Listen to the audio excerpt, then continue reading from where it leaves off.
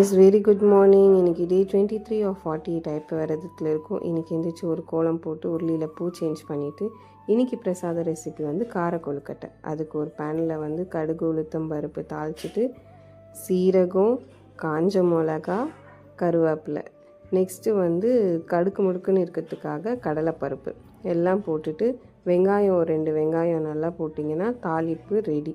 அதுக்கப்புறம் வந்து 2 கப் அரிசி மாவு, உப்பு, சுடுதண்ணி வச்சுக்கோங்க. நல்லா சுடுதண்ணி கொஞ்சம் கொஞ்சமாக ஊற்றி நல்லா மாவை நல்லா பதமாக பிணைஞ்சி எடுத்துக்கோங்க.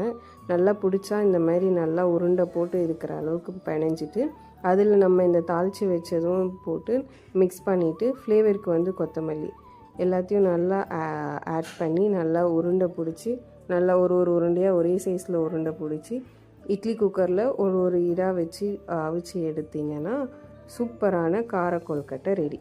ஒரு 5 to 10 மினிட்ஸ் வந்து வேக வச்சா போதும். நல்லா இந்த மாதிரி சாஃப்டாக சூப்பராக இருக்கும். ட்ரை பண்ணி பாருங்கள். நெக்ஸ்ட்டு பிரசாதம் வச்சு சாமி கும்பிட்டு ஆஃபீஸ் கிளம்பியாச்சு.